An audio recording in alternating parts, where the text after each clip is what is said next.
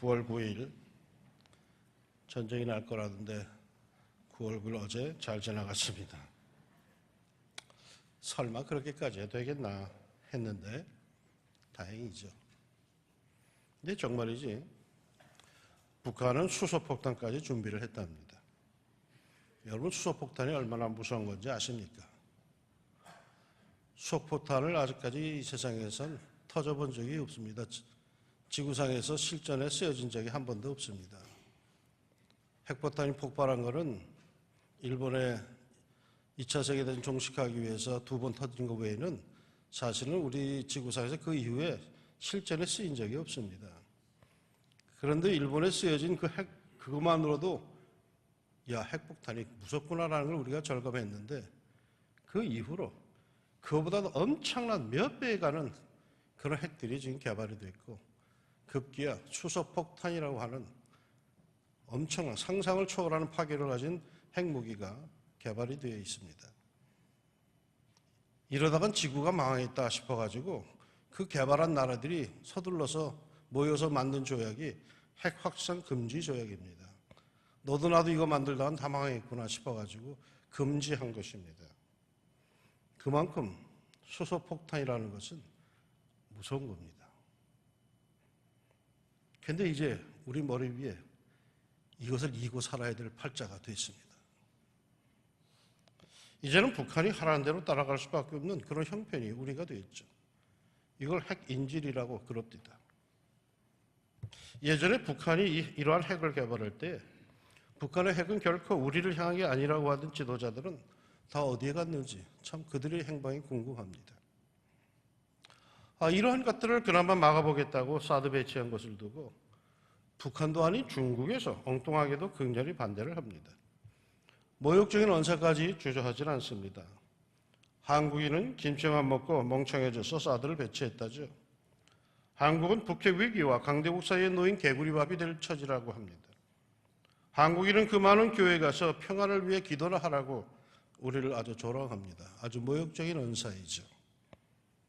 중국이 이렇게까지 반응을 보이는 것을 보니까 사드를 더 배치하긴 해야 될 모양입니다. 더 강한 방위 체계를 갖춰야 할 것 같습니다. 결코 결정적일 때 중국이 우리를 도울 사람들은 아니라는 것이 증명이 된 듯 싶습니다.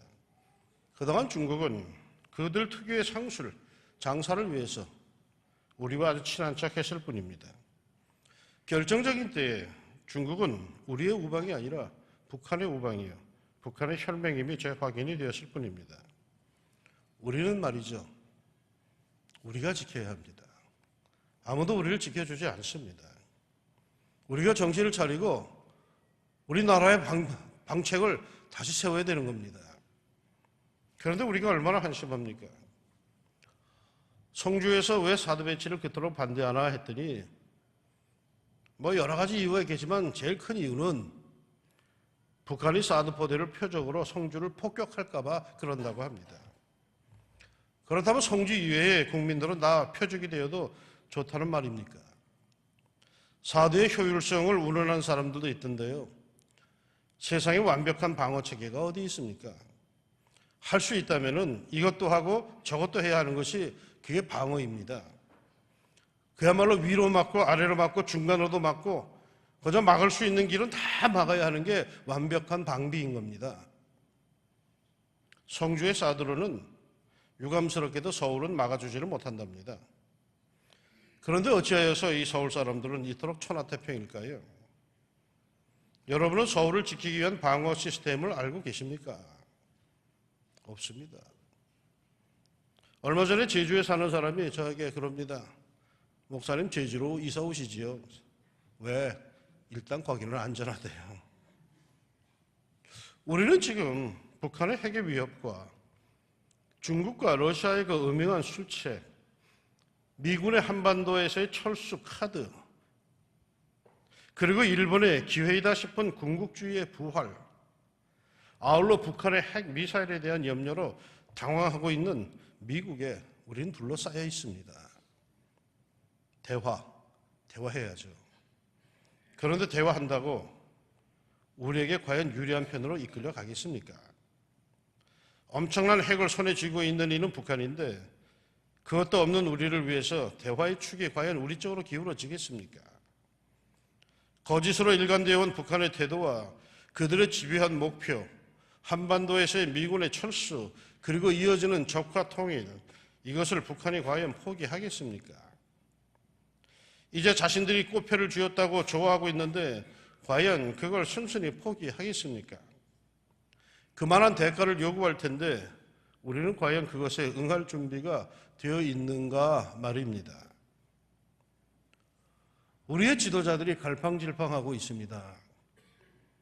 낭만적인 세계관을 갖고 있던 이들이 냉혹한 현실, 그것도 더 냉혹한 국제관계, 그 엄청난 약육강식의 세계에서 어쩔 줄을 몰라 하고 있습니다.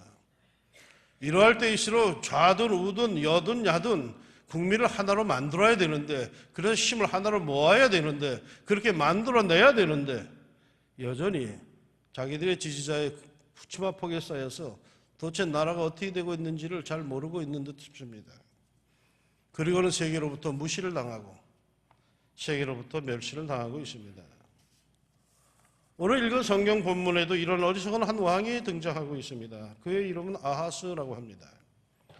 아하스는 남왕국 유다의 왕으로서 주전 742년에 왕위에 올라서 주전 727년까지 총 15년간 통치한 왕입니다. 그는 하나님의 법도를 버리고 악한 길로 달려간 왕이었습니다. 이 아하스 왕 때에 남왕국 유다를 둘러싸고 있는 국제 정세는 변화가 매우 심각하였습니다. 당시에 전통적 강대국은 서남쪽에 있는 애굽이었고 가까이에 있는 강한 나라는 다메섹을 수도로 한 북쪽의 아람이었습니다. 그 동북쪽으로 니느웨이를 수도로 아수르가 신흥 강대국으로 강하게 일어나고 있었습니다. 바벨론은 저 멀리 동쪽에 있는 아직은 약한 나라였습니다. 그리고 무엇보다도 남왕국 유다의 대적자는 형제 나라인 북왕국 이스라엘이었습니다. 마치 우리네 북한과 같은 사람들이었죠. 그러니까 남왕국 유다를 둘러싼 나라들이 북왕국 이스라엘, 아람, 아수르, 바벨론, 애굽이었습니다. 이러한 상황에서 신흥 강대국으로 아수르가 강하게 일어나자 이에 불안을 느낀 아람은 북왕국 이스라엘과 남왕국 유다 세 나라가 동맹을 맺어서 연합전선으로 아수르를 막아내려고 하였습니다. 그런데 남왕국 유다의 통치자 아하스가 따라주지를 않았습니다. 그러자 두 나라의 지도자 아람의 왕 르신과 북이스라엘 왕 베가가 연합하여서 주전 734년에 남왕국 유다를 침략해 왔습니다. 아람 나라의 왕 르신은 아람 나라의 마지막 왕입니다. 주전 732년에 아수르에 의해서 죽임을 당합니다. 그러니까 르신은 지금 당당하게 기세당당하게 남왕국 유다를 쳐들어왔지만 그는 지는 해 신세입니다. 아람의 마지막 왕이었습니다. 이스라엘 왕 베가도 역시 같은 해인 주전 732년에 호세아에게 살해당하여 베가 역시 당당하게 쳐들어왔지만 역시 그도 지는 해였습니다. 이 둘이 주전 734년에 침공을 해왔고 그 다음 해인 주전 732년에 각각 살해당합니다. 그런데 이 사실, 이 두 왕 르신과 베가가 지는 해라는 사실을 모르는 이가 유대의 왕 아하스였습니다. 이 사실을 몰라 이 두 왕 때문에 어쩔 줄을 몰라 하는 아하스의 모습이 오늘 본문에 나타납니다. 2절에 어떤 사람이 다윗의 집에 알려 이르되 아람이 에브라임과 동맹하였다 하였으므로 왕의 마음과 그의 백성의 마음이 숲이 바람에 흔들림같이 흔들렸더라. 어떤 사람이 즉 정보원이겠죠. 다윗의 집에 남왕국 아하스에게 란 뜻일 겁니다. 에브라임 북왕국은 이스라엘 10지파 연합체인데 그 중에 에브라임 지파가 주도 지파이기에 북이스라엘을 칭할 때 종종 에브라임이라고 불렀습니다. 그리고 그들이 동맹하였다라는 단어는 주둔하였다라는 뜻과 같답니다. 그러니까 아람의 군대가 북왕국 이스라엘까지 와서 이미 거기에 주둔하고 있으면서 북왕국 이스라엘과 함께 남왕국 유다를 침공할 태세라는 것입니다. 아람군은 이미 그들의 수도 다메섹과 예루살렘 거리의 절반 이상을 진군해 왔고 이제 2, 3일 뒤에는 예루살렘에 당도하게 될 상황이라는 것이죠. 이에 유다 왕과 백성들의 마음이 숲이 바람에 흔들림같이 흔들렸다라고 합니다.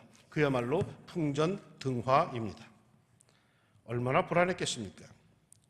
이러한 자기 백성을 불쌍히 여기시는 하나님, 그 하나님께서 선지자 이사야에게 윗몬 수도 끝 세탁자의 밭 큰 길에 있는 아하스를 만나라고 하십니다.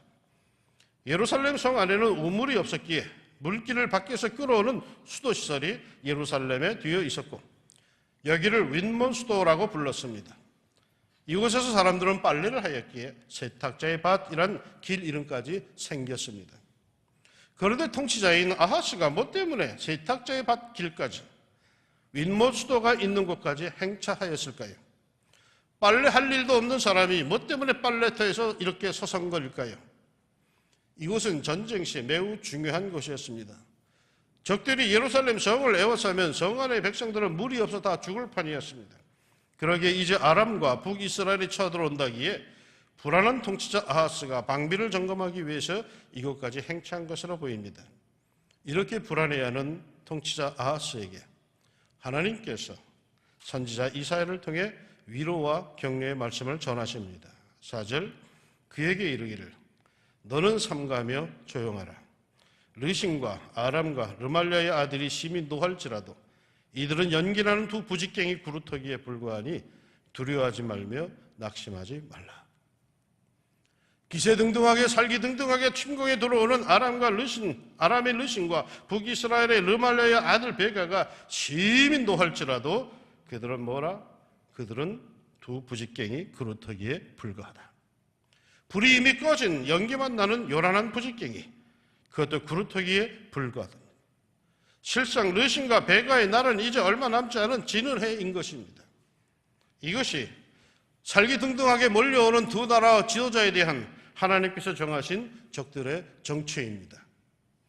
더군다나 그들은 함께 동맹을 맺고 침공해 오면서 서로 악한 꾀를 내어서 우리가 올라가 유다를 쳐서 그것을 쓰러뜨리고 우리를 위하여 그것을 무너뜨리고 다부엘의 아들을 그 중에 세워 왕으로 삼자 합니다. 자기들과 달리 자기들의 뜻대로 순종하지 않는, 그래서 친아수르 정책을 펴는 아하스 왕을 폐위시키고 자기들을 지지하는 자기들의 입맛에 맞는 왕으로 따로 세우자라는 것입니다. 남의 나라의 지도자를 자기들의 입맛대로 세우려는 악한 꾀입니다. 이러한 이들의 꾀, 이들의 정책에 대하여 하나님께서는 이렇게 말씀하셨습니다. 7절, 주 여호와의 말씀이 이 일은 서지 못하며 이루어지지 못하리라. 모략은 우리가 꾸미고 계획은 우리가 은밀하고 완벽하게 세워도 그것을 이루시는 분은 여호와 하나님이십니다. 그런데 그 하나님께서 이들의 모략, 이들의 꾀에 대하여 평하시기를 이 계략은 성공하지 못한다. 절대 그렇게 되지 못한다라고 선언하셨습니다. 그러기에 하나님께서는 불안해하는 유다 백성들에게 이렇게 말씀하십니다. 너는 삼가며 조용하라. 두려워하지 말며 낙심하지 말라. 현실을 보면 두려울 때가 많습니다. 한숨이 나올 때가 엄청 많습니다. 그러나 하나님께서 너는 삼가며 조용하라. 두려워하지 말라. 낙심하지 말라 하시면 그렇게 하십시오. 우리의 평안은 어디서 옵니까? 우리의 평안은 현실에서 오는 것이 아닙니다. 우리의 평안은 역사의 섭리자, 내 인생의 설계자여 인도자이신 하나님을 절대 신뢰하면서 옵니다. 그분을 믿고 그분을 의지하면서 평안이 옵니다. 내 평생에 가는 길 순탄하여 늘 잔잔한 강 같든지 근풍파로 무섭고 어렵든지 나의 영혼은 늘 평하다. 저 마귀는 우리를 삼키려고 벌레고 달려와도 주 예수는 우리의 대장되니 끝내 싸워서 이기겠네. 내 영혼 평안해. 내 영혼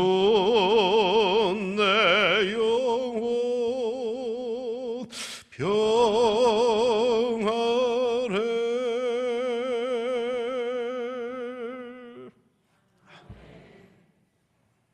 버러지 같은 너 야곱아, 너 이스라엘 사람들아, 두려워하지 말라. 나 여호와가 말하노니 내가 너를 도울 것이라. 네 구속자는 이스라엘의 거룩하니 이니라. 버러지 같은 너 야곱아, 얼마나 무력하고 한심했으면 버러지 같은 야곱이라고 합니까? 이건 사람이 한 말이 아닙니다. 하나님께서 하신 말입니다. 버러지 같은 너 야곱아, 밟으면 밟을 수밖에 없는 그들이란 뜻이겠죠. 자기를 지킬 수 있는 것이 아무것도 없다는 뜻이겠죠. 그래서 이 나라가 치고 저 나라가 치고, 이 나라가 모욕하고 저 나라가 침뱉고, 무능력과 무기력함 그 자체이죠. 얼마나 두려웠겠습니까? 강력한 두 나라가 동맹을 맺어 자기들 치러 온다니 얼마나 두려운 일입니까? 그러나 하나님께서는 이 두 나라는 이미 진을 해이며 그들의 지도자는 불 꺼진 연기나는 부직갱이에 불과하다고 선언하셨습니다. 하나님께서 이미 보신 바에 의하면 그 위협적인 두 지도자는 모두 1, 2년 뒤에 죽임을 당할 그런 형편이었습니다. 그러기에 그들을 두려워하지 말라고 하십니다. 우리는 앞을 못 보지만은 하나님은 앞을 보시지 않습니까? 그분이 하신 말씀이 더 정확하지 않겠습니까? 자, 이제 선택은 우리에게 달렸습니다. 우리 눈에 보이는, 우리의 귀에 들어온 정보입니까? 아니면 좀 현실성은 없어 보이지만 주의 성소에서 선포되는 하나님의 말씀입니까? 내가 평생 연구하고 계산해온 결과입니까?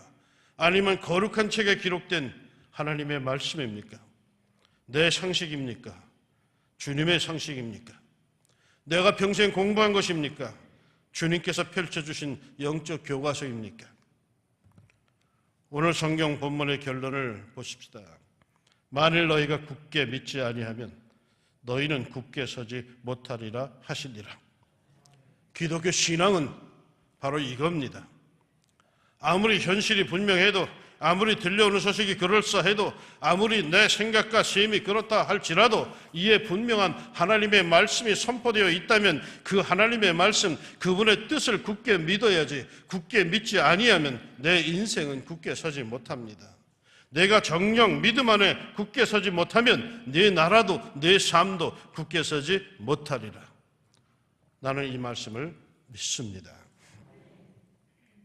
하나님께 더 가까이 다가섭시다. 하나님을 의지합시다.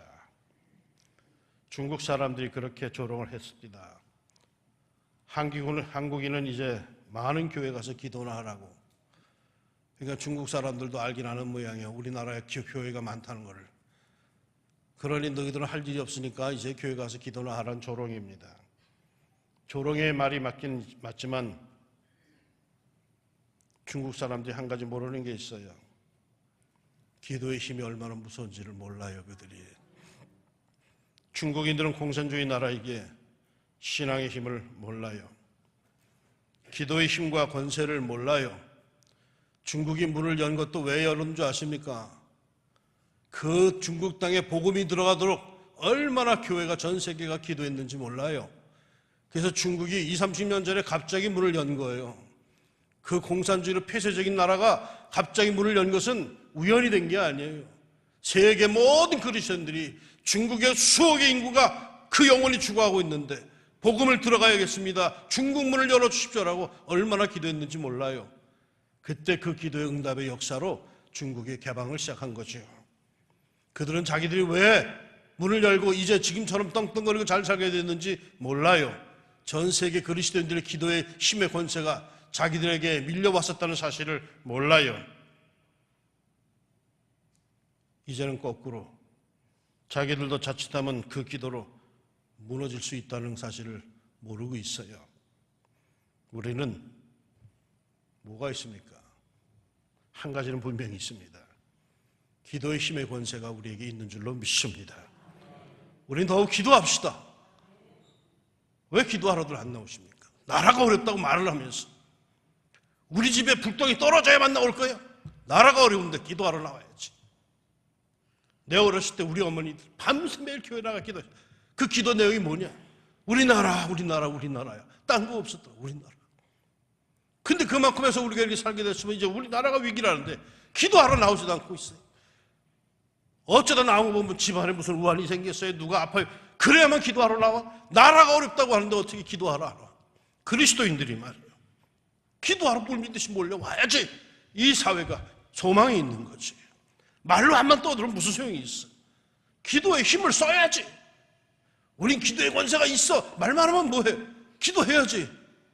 그 기도할 때 핵보다 무서운 하나님의 권세가 우리를 지킬 줄로 믿습니다. 우리는 더 많은 기도를 합시다. 우리가 우리 자신과 우리의 후손들에게 물려줄 이 나라를 말이야. 이 나라를 위한 방비를 우리가 해야 돼요. 군사력도 강화되어야 될 거고 국력도 강화되어야 될 거고 백성들이 하나가 되어야 될 것이고 최대한 힘을 써야 돼. 우리나라를 지키기 위해서. 우리 어른들이야 뭐 살 만큼 살지 않았습니까? 그러나 우리 자식들에게는 떳떳한 나라를 물려줘야지. 핵에 인질된 나라를 물려줘서 뭐 하겠어? 우리는 더욱더 하나님 앞에 나가서 기도하여서 우리 하나님께서 우리를 자유케 하시고 우리 하나님께 우리를 쓰시는 위대한 역사가 있는 진실과 자유와 생명의 복음이 충만한 이 나라로 계속가야 할 줄로 믿습니다. 나는 우리 민족이 살아야 하는 이유가 분명히 있다고 믿는 사람입니다. 마지막 때 세계로 선포되어야 할 복음이 우리에게 들려 있다고 나는 믿습니다. 세계를 살려야 하는 복음이 우리 민족에게 주어져 있다고 나는 믿습니다. 우리나라는 아시아 축구의 맹주가 아니에요. 우리나라는 아시아 복음의 맹주예요. 아시아에서 이만큼 교회가 있고 이만큼 기도하는 사람 있는 나라에 어디 있어요? 그러게 하나님께서는 우리를 도우실 줄로 믿습니다. 우리를 위협하는 사람들은 그들은 모두 다 연기나는 부직갱이에 불과할 것이고 우리 하나님께서 그리하실 겁니다. 우린 그것을 믿읍시다. 로마로 가는 배가 있었습니다. 풍랑을 만납니다. 생각지 못했던 풍랑을 만나서 거의 죽게 생겼습니다. 15일 동안 보름 동안 해도 보질 못했습니다. 지륵 같은 어둠 속에서 풍랑 속에서 그저 갖고 있는 걸 다 내어버리고 빈 배야. 목숨만 달랑 실려있는 그런 배야. 모두들 죽었다고 하면서 절망하면서 우왕좌왕하는데 그 배에서 죄수의 몸으로 끌려가던 하나님의 종이 있었어요. 사도 바울이.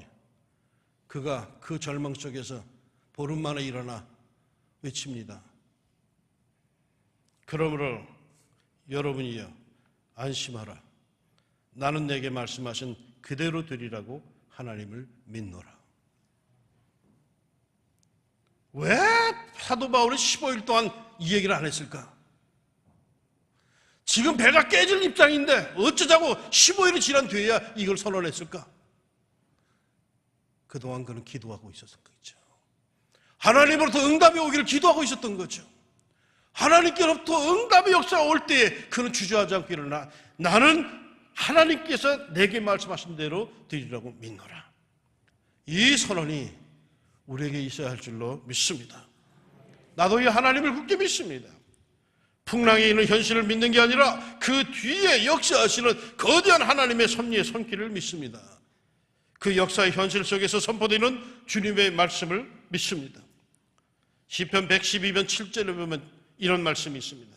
그는 흉한 소문을 두려워하지 아니하며 여호와를 의뢰하고 그의 마음을 굳게 정하였도다. 아무리 국제 정세의 경랑이 일어나도 우리는 더욱더 기도하며 하나님께서 우리를 위해 싸우시는 역사를 바라봅시다. 준비할 것은 철저히 준비하되 그러나 우리의 마음만은 끝까지 우리와 함께 하시는 주님만을 바라보고 주님만을 의지합시다. 만일 너희가 굳게 믿지 아니하면 너희는 굳게 서지 못하리라 하시니라. 믿음이 여러분에게 충만하기를 축원합니다. 기도합시다. 우리의 형편이 마치 이와 같습니다. 하나님, 우리를 도와주시옵소서. 우리가 어쩔 줄 모를 할 때 주님께서 염려하지 마라. 내가 너와 함께 할 것이다. 그들이 무섭냐? 그들은 연기나는 부직갱이 그루터기에 불과하다. 너는 나를 바라보라. 너는 너희 마음을 나에게 주라. 내가 만일 굳게 믿지 아니하면 너는 결코 굳게 서지 못할 것이라 말씀하시니, 하나님 아버지, 우리가 주님을 바라봅니다.